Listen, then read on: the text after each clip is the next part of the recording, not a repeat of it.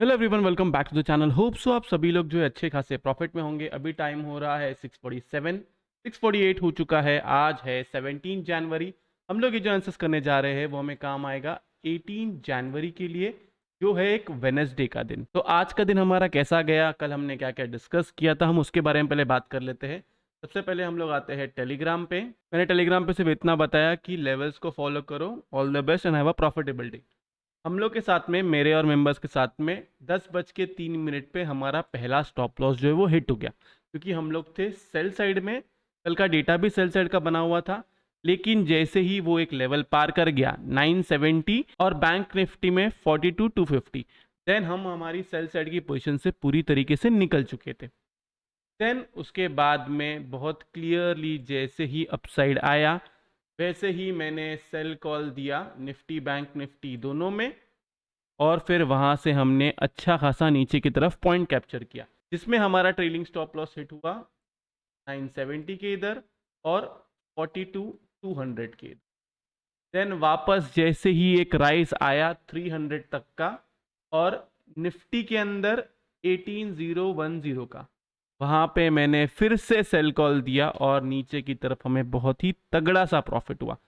Bank Nifty ने तो आज बहुत अच्छा खासा प्रॉफिट दिया, लेकिन उसके बाद में अगर हम लोग देखेंगे तो 3 बजे वाली कैंडल बन गई, ऊपर की तरफ अच्छा खासा राइज आया, शॉर्ट कवरिंग आई निफ्टी के अंदर, और बैंक निफ्टी जो है वो 42,250 के पास आसपास। निफ्टी की क्लोजिंग हमें मिली है 18,053 की, और बैंक निफ्टी की क्लोजिंग हमें मिली है 42,235 की। देन उसके बाद में मैंने टेलीग्राम पे कॉल दिया फिन निफ्टी का हीरो जीरो, जिसके अंदर सीएमपी था 25, टारगेट था डबल और स्टॉप लॉस था 0, क्योंकि ये हीरो जीरो था।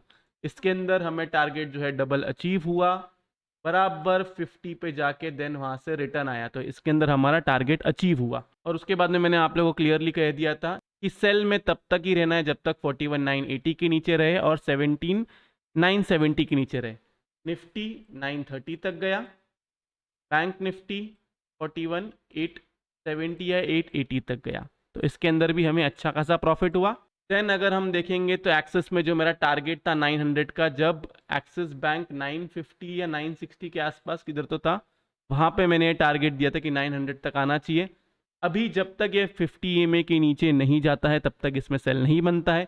जैसे ही दो बैक टू बैक क्लोजिंग होती है 50 EMA के नीचे, आपको उसके अंदर में 880, 840 और 800 भी देखने मिलेगा। देन एंड में मैंने कहा क्लियरली, अगर हम 18,300 और 42,500 के ऊपर टू कंसेक्यूटिव ग्रीन कलर की कैंडल क्लोज नहीं करते हैं, देन हम लोग बहुत जल्दी 17,800 और 41,600 के नीचे क्लोज कर सकते हैं। देखो, मैं क्लियरली कहता हूं, मैंने कुछ भी कैरी फॉरवर्ड नहीं किया है ऑप्शन बाइंग के अंदर। कॉल सेलिंग के अंदर हम कॉल सेल करके गए हैं और हमने वो होल्ड करके रखा हुआ है। डेटा से भी हम लोग स्टार्ट करते हैं। डेटा को अगर हम लोग देखें, क्लाइंट्स जो है पूरी तरीके से बियरिश दिख रहे हैं। एक दिन क्लाइंट्स बियरिश होते हैं, एक दिन बुलिश होते हैं। सेम वैसे ही एफआईस एक दिन बियरिश होते हैं, एक दिन बुलिश होते हैं। स्टॉक फीचर्स को देखें तो स्टॉक फीचर्स निकाला हुआ है, इंडेक्स फीचर्स भी निकाला हुआ है। कॉल राइटिंग, कॉल बाइंग जो थी आई थिंक वो निकाली हुई है, और पुट बाइंग की हुई है। एफआईएस को देखें तो स्टॉक फीचर्स ऐड किया हुआ है, इंडेक्स फीचर्स हल्का फुल्का ऐड किया हुआ है, कॉल बाइंग की हुई है और पुट राइटिंग भी की हुई है। प्रोस को अगर हम लोग देखें तो स्टॉक फीचर्स निकाला हुआ है, इंडेक्स फीचर्स ऐड किया हुआ है हल्का फुल्का, कॉल बाइंग बड़ी तगड़ी की है और पुट राइटिंग भी की हुई है। मोस्टली ये कॉल बाइंग नहीं होगी, ये शॉर्ट कवरिंग आई है उसमें से कॉल निकला हुआ है। टीआईएस को अगर हम लोग देखें तो स्टॉक फीचर्स निकाला हुआ है, इंडेक्स फीचर्स भी निकाला हुआ है और नाम की पुट बाइंग है। नेट पोजीशन पे जाने से पहले मैं आपको कहूंगा कि प्लीज़ वीडियो को लाइक कीजिए, नीचे कमेंट सेक्शन में कमेंट करके ज़रूर बताइए कि आपको वीडियो जो है कैसा लगा। अगर आप चैनल पे नए हैं तो चैनल को सब्सक्राइब जरूर कीजिए। अगर आपको लाइव मार्केट में कॉल्स चाहिए निफ्टी बैंक निफ्टी और स्टॉक्स के पोजिशनली, तो आप जो है मेंबरशिप ज्वाइन कर सकते हैं, लिंक जो है वो डिस्क्रिप्शन में है। मैं सिर्फ आपसे एक रिक्वेस्ट करूंगा, अगर आपको सीखना होगा तो ही आप ज्वाइन कीजिए, सिर्फ कॉल्स के चक्कर में ज्वाइन मत कीजिए। नेट पोजीशन को हम लोग देखें तो यहाँ पे देखा जाए तो क्लाइंट्स की क्वांटिटी ऐसे कम हुई है, एफआईएस की क्वांटिटी भी ऐसे कम हुई है, तो उसकी क्वांटिटी जैसी थी वैसी की वैसी ही है। तो अभी जो डेटा बचा हुआ है उसके हिसाब से अभी भी ये बॉक्स जो है, ये बॉक्स है बियरिश। इंडेक्स कॉल को देखिए, यहाँ पे देखा जाए तो क्लाइंट्स जो है कॉल राइटिंग में आ चुके हैं। एफआईएस को देखें तो यहाँ पे कॉल बाइंग में आ चुके हैं। प्रोस को देखें तो उनकी कॉल राइटिंग यहाँ से कम हुई है, मतलब जो शॉर्ट कवरिंग आई थी एंड में, वो ये जो है ये भागे है। तो ये वाला बॉक्स अगर मैं देखूँ, ये वाला बॉक्स है बुलिश। इंडेक्स पुट को देखिए तो यहाँ पे देखा जाए तो पुट राइटिंग अभी भी है क्लाइंट्स की, लेकिन पुट राइटिंग कम हुई है। एफआईएस की पुट बाइंग यहाँ से कम हुई है और प्रोस की पुट राइटिंग यहाँ से बढ़ चुकी है। ये वाला बॉक्स अगर मैं देखूँ तो इसमें जंग है एफआईएस वर्सेस प्रोस के बीच में, जिसके साथ में एफआईएस का देना चाहूंगा क्योंकि क्लाइंट्स अभी भी पुट राइटिंग करके बैठे हुए हैं। तो ये वाला बॉक्स अभी के लिए बेयरिश है। स्टॉक फीचर्स को देखिए तो स्टॉक फीचर्स को देखा जाए तो इसको अभी के लिए मैं न्यूट्रल ही कहूंगा। जैसे कि मैंने आपको कहा 50K के नीचे जाएगा तब हम बेयरिश हो जाएंगे और 1 लाख के ऊपर जाएगा तब हम बुलिश हो जाएंगे इसमें। तो ये रहा डेटा। डेटा का कंक्लूजन अभी के लिए अगर कोई मुझे पूछेगा तो डेटा है न्यूट्रल। वो क्यों? ये वाला बॉक्स बेयरिश है, ये वाला बॉक्स बेयरिश है, लेकिन उसके ही कंपेयर में ये वाला बॉक्स बुलिश है, ये वाला बॉक्स न्यूट्रल है। तो डेटा है न्यूट्रल। अब इस न्यूट्रल डेटा को प्ले कैसे करना है, इसके पहले हम लोग जाते हैं ऑप्शन चेन एनालिसिस पे। ऑप्शन चेन को अगर हम लोग देखें, पुट राइटिंग जो है वो 18,000 पे है, 17,900 पे और 17,800 पे है। तो मोस्टली ये पुट राइटिंग जो है क्लाइंट्स की पुट राइटिंग है, जिस हिसाब से डेटा कह रहा है हमें। कॉल राइटिंग अगर हम लोग देखें तो कॉल राइटिंग है 18,050, 18,100, 18,200 तक जो है कॉल राइटिंग है। ये जो कॉल राइटिंग है ये बड़े प्लेयर्स की हो सकती है। बैंक निफ्टी को देखिए, बैंक निफ्टी में देखा जाए तो 42,000 पे तगड़ी सी पुट राइटिंग है और तगड़ी सी कॉल राइटिंग है 42,500 पे। 42,200 से 42,500 पे कॉल राइटिंग है। तो अब इस डेटा को प्ले कैसे करना है, सिंपल लेवल आप लोग मार्क कर लो। तो आपका डिसाइडिंग लेवल है ये 18,050। इसके ऊपर रहेगा आपको बाय साइड में रहना है, इसके नीचे रहेगा आपको सेल साइड में रहना है। नीचे की तरफ आपका टारगेट क्या क्या है जो सपोर्ट जैसा काम करेगा? पहला सपोर्ट है 960, 966 पहला सपोर्ट है, के बाद में 930 और फिर 850। That's it. ऊपर की तरफ अगर हम टारगेट निकाले जो रेजिस्टेंस जैसा काम करेगा, फर्स्ट टारगेट निकल के आता है 18,100, देन 18,142 और उसके बाद में डायरेक्ट 18,180। ये आपका निफ्टी में टारगेट है ऊपर की तरफ। नीचे की तरफ भी आपको मैंने लेवल्स बता दिए। बैंक निफ्टी को अगर हम लोग देखें तो बैंक निफ्टी में आपका डिसाइडिंग लेवल है, आज का जो टॉप बना है ना, ये आपका डिसाइडिंग लेवल है। इसके ऊपर रहता है आपको बाय करना है। ऊपर की तरफ आपका टारगेट है 42,500, 42,715। That's it. ये दो टारगेट है ऊपर की तरफ। नीचे की तरफ आपको सेल करना है। जैसे ही अगर ये 42,400 को क्रॉस नहीं करता है तो आप सेल साइड में रहोगे। नीचे की तरफ आपका सपोर्ट लेवल जो काम करेगा 42,230, के बाद में 42,150, देन नेक्स्ट लेवल जो निकल के आता है वो है 42,65, देन उसके बाद में 41,950 और उसके बाद में फर्दर सेल आप 41,950 के नीचे ही करोगे। अब डेटा भी समझा दिया, कैसे प्ले करना है वो भी समझा दिया, लेवल्स भी बता दिया। अब आते हैं हम इम्पोर्टेंट चीज़ पे। रोज़ डेटा बनता है, रोज़ आपको दिखता है। मार्केट को जो भी करना होता है वो फर्स्ट आवर में कर लेता है, देन उसके बाद में डेटा पलट जाता है। रोज़ आप कैंडलस्टिक देखते हो, कैंडलस्टिक पैटर्न के हिसाब से कल जो कैंडलस्टिक बनी थी उसके हिसाब से बियरिश होना चाहिए था, डेटा भी बियरिश था, लेकिन मार्केट ऊपर खींच लिया गया। तो सिंपल रीज़न क्या है इसका? सिंपल रीज़न ये है कि देखो डेटा ये सब लोग को दिखता है, ये बड़े प्लेयर्स को भी पता है। कैंडलस्टिक पैटर्न सब लोग सीख के आए हैं, ये बड़े प्लेयर्स को भी पता है।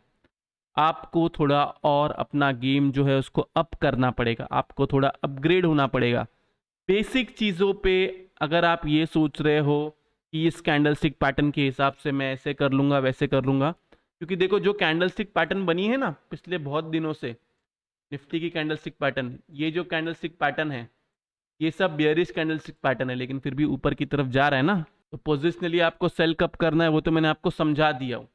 बैंक निफ्टी के अंदर भी अगर आप देखोगे तो ये 42,000 के नीचे क्लोजिंग नहीं दे रहा है अपार्ट फ्रॉम दिस कैंडल, और कोई भी कैंडल जो है 42,000 के नीचे क्लोज नहीं है। मतलब 42,000 कैसा काम कर रहा है? जैसा 43K था। आपको मैं बताता हूँ किधर था वो, ये दिख रहा है, ये एक जोन था एक टाइम पे। जब तक इस जोन के नीचे नहीं आया तब तक टाइम पास किया, फिर वापस जब ऊपर गया तो फिर से उसने ऊपर की तरफ टाइम पास किया, सपोर्ट लिया। तो अभी भी वैसा ही हो रहा है। जिस दिन हमें कोई भी सिंगल क्लोजिंग भी अगर 42K के नीचे मिलती है देन समझ जाओ कि फॉल आने के लिए तैयार है। तब तक पोजिशनली बाय सेल कुछ ना करे। देखो बाय तो मैं अभी के लिए भी रेकमेंड नहीं करता हूँ। हो सकता है ऊपर की तरफ रैली आ जाए और वो रैली सिर्फ बजट रैली होगी, अगर आनी होगी तो भी, नहीं तो मार्केट को नीचे ही गिरना है एज पर टेक्निकल्स। इसी को अगर जानना होगा तो ये अगर आप लोग पैटर्न भी देखोगे आपको समझ में आएगा। हर बार अगर आप लोग नोटिस करोगे तो ये हर बार ऐसे ही हो रहा है। मोस्टली मुझे लगता है नीचे की तरफ आना चाहिए, लेकिन जब तक 17,800 के नीचे क्लोजिंग नहीं आएगी ये पैटर्न काम नहीं करेगा। आपको पोजिशनली सेल नहीं करना है, ये सिंपल चीज़ है। सेल करने का या बाय करने का भी एक लेवल होता है, उस लेवल के ऊपर या नीचे ही बाय सेल करो। मेरी कोशिश यही है कि अगर मुझे इंट्राडे सेल साइड का ट्रेड मिल रहा है तो मैं सेल साइड का ही ट्रेड अटेम्प्ट कर रहा हूँ। ये देखो बाय साइड में जो रैली आई है ये वाली, ये 3 बजे के बाद आई है। कल के लिए लेवल्स मार्क करो, उसके हिसाब से ही ट्रेड करो। लेवल्स के नीचे रहेगा सेल साइड में रहो, लेवल्स के ऊपर रहेगा बाई साइड में रहो। आप लोग ये मत सोचो कि मैं सेल कर रहा हूँ तो आप लोग भी सेल करोगे। मैं बहुत सोच समझ के स्टॉप लॉस डिसाइड करके फिर मैं सेल अटेम्प्ट करता हूँ, और उसमें मेरा स्टॉप लॉस हिट हो गया। तो स्टॉप लॉस हिट जैसे कि आज के दिन हुआ, फर्स्ट मेरा स्टॉप लॉस हिट हो गया था। कोई अगर मेरे जगह पे होता तो वहां पे कहता कि हमें बाय करना चाहिए, लेकिन मैं फिर से रुका, मैंने फिर से प्राइस एक्शन देखा। क्या होता है ना, जब आपका स्टॉप लॉस हिट होता है ना फर्स्ट टाइम में, तब आपको फिर से खुद को रीसेट करना पड़ता है। आपको सोचना पड़ता है कि अभी मुझे क्या करना चाहिए, अभी कैंडलस्टिक पैटर्न क्या बन रही है। जैसे कि अगर हम लोग ये वाली कैंडलस्टिक पैटर्न देखें, ये वाली, ये पूरी बियरिश कैंडलस्टिक पैटर्न ही थी, इसके बेसिस पे मैंने सेल करवाया। लेकिन फिर वहां से अगर हम लोग देखेंगे तो वहां से फिर से ऊपर की तरफ आया, फिर से मैंने सेल कराया, क्योंकि ये वाला हाई जो था ये मेरा स्टॉप लॉस था। हाँ, इसके ऊपर अगर क्लोजिंग आ जाती 15 मिनट की तो ये फॉल में कैप्चर नहीं होता था और इसके अंदर हमारा स्टॉप लॉस हिट हो जाता था। बहुत बार ऐसा होता है कि मेरा स्टॉप लॉस हिट होता है, फिर भी मैं रुकता हूं और चेक करता हूं कि हाँ ये 15 मिनट की कैंडल में स्टॉप लॉस हिट हुआ है, लेकिन क्या आगे भी वही चीज़ हो रही है। देखो एक चीज़ होती है ब्रेकआउट, ये ब्रेकआउट ब्रेकडाउन दोनों के बारे में। एक चीज़ होती है ब्रेकआउट आना, देन उसके ऊपर सस्टेन करना। ब्रेकआउट आ जाता है या ब्रेकडाउन भी आ जाता है, लेकिन उसके ऊपर या नीचे सस्टेन करेगा, देन उसके बाद में आप फर्दर बाइंग या सेलिंग करोगे, नहीं तो वो नहीं करना है। इसलिए लोग कहते हैं फेक आउट से बच के रहना है। जो फेक मूव होता है ना, चाहे वो अप मूव हो या डाउन मूव हो, वो हमें कब पता चलेगा, जब तक कंफर्मेशन नहीं आता है तब तक फर्दर बाइंग या सेलिंग नहीं करना चाहिए। तो ये रहा एफएनओ डेटा का एनालिसिस। होप सो आप लोग को वीडियो से बहुत कुछ सीखने मिला होगा। अगर आप लोग को वीडियो अच्छा लगा तो प्लीज़ वीडियो को लाइक कीजिए, नीचे कमेंट सेक्शन में कमेंट करके ज़रूर बताइए कि आपको वीडियो जो है कैसा लगा। अगर आप चैनल पे नए हैं तो चैनल को सब्सक्राइब जरूर कीजिए। तो इस वाले वीडियो के लिए मैं सिर्फ इतना रखता हूँ। बाय बाय, टेक केयर, अपना ख्याल रखिए।